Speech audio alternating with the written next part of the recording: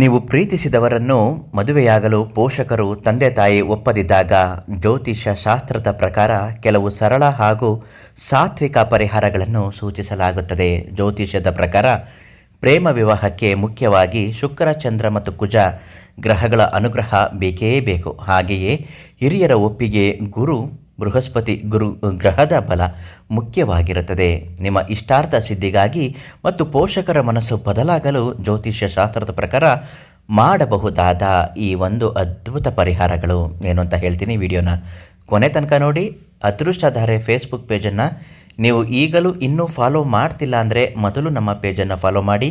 ನಿಮ್ಮ ಕಷ್ಟ ಸಮಸ್ಯೆಗಳು ಏನೇ ಇದ್ದರೂ, ಎಷ್ಟೇ ಕಠಿಣವಾಗಿದ್ದರೂ ಶಾಶ್ವತವಾಗಿ ಬಗೆಹರಿಯಬೇಕು ಅಂದರೆ ಈ ತಕ್ಷಣವೇ ನೀವು ಯಶವಂತರಾವ್ ಗುರುಗಳಿಗೆ ಕರೆ ಮಾಡಿ.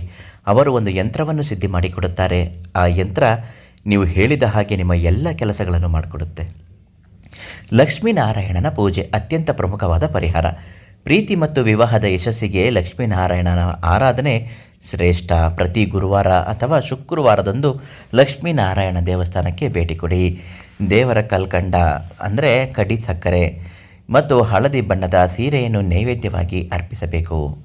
ಓಂ ಲಕ್ಷ್ಮೀನಾರಾಯಣಾಯ ನಮಃ ಎಂಬ ಮಂತ್ರವನ್ನು ದಿನಕ್ಕೆ 108 ಬಾರಿ ಜಪಿಸಬೇಕು.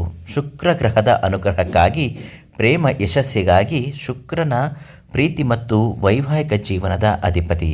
ಪ್ರತಿ ಶುಕ್ರವಾರ ಬಿಳಿ ಬಣ್ಣದ ಬಟ್ಟೆಯನ್ನು ಧರಿಸಿ ಶುಕ್ರವಾರದಂದು ಹಸುಗಳಿಗೆ ಹಸಿರು ಹುಲ್ಲು ಅಥವಾ ನೆನೆಸಿದ ಕಡಲೆಬೇಳೆಯನ್ನು ತಿನ್ನಿಸಿ ಶುಕ್ರ ಮಂತ್ರ ಓಂ ಶುಂ ಶುಕ್ರಾಯ ನಮಃ ಈ ಮಂತ್ರವನ್ನು ಜಪಿಸಬೇಕು. ಇನ್ನು ಪೋಷಕರ ಮನಸ್ಸು ಬದಲಾಗಲು, ತಂದೆ ತಾಯಿಯ ಮನಸ್ಸಿನಲ್ಲಿ ನಿಮ್ಮ ಪ್ರೀತಿಯ ಬಗ್ಗೆ ಸಕಾರಾತ್ಮಕ ಆಲೋಚನೆ ಬರಲು ಗುರುಗ್ರಹದ ಆರಾಧನೆ ತುಂಬ ಮುಖ್ಯವಾಗಿ ಮಾಡಬೇಕು. ಪ್ರತಿ ಗುರುವಾರ ಹಳದಿ ಬಣ್ಣದ ವಸ್ತ್ರ ಧರಿಸಿ ಅದಕ್ಕೆ ಅಥವಾ ಹಳದಿ ತಿಲಕವನ್ನು ಹಳದಿ ಚಂದನ ಸೇರಿಸಿ ಹಣೆಗೆ ಹಚ್ಕೊಳ್ಳಿ.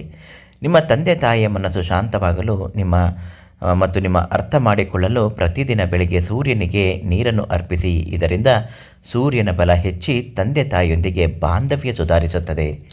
ಇವೆಲ್ಲನೂ ಮಾಡುವಾಗ ಒಂದು ಯಂತ್ರವನ್ನು ನಿಮ್ಮ ಜೊತೆಗೆ ಇಟ್ಕೊಳ್ಳಿ. ಆಕರ್ಷಣಾ ಯಂತ್ರ. ಇದನ್ನು ಯಾರಿಗೆ ಬೇಕಾದರೂ ಆಕರ್ಷಣೆ ಮಾಡಿಕೊಳ್ಳಲು, ಇಷ್ಟ ಬಂದವರ ಜೊತೆ ವೈವಾಹಿಕ ಜೀವನ ಯಾವುದೇ ಅಡೆತಡೆ ಇಲ್ಲದೆ ಮಾಡಿಕೊಳ್ಳಲು ಗುರುಗಳು ಇದನ್ನು ಸಿದ್ಧಪಡಿಸಿ ಮಂತ್ರಿಸಿ ನಿಮಗೆ ನೀಡುತ್ತಾರೆ. ಯಶವಂತರಾವ್ ಗುರುಗಳಿಗೆ ಕೇಳಿ ಆ ಯಂತ್ರವನ್ನು ನಿಮಗೆ ನೀಡುತ್ತಾರೆ.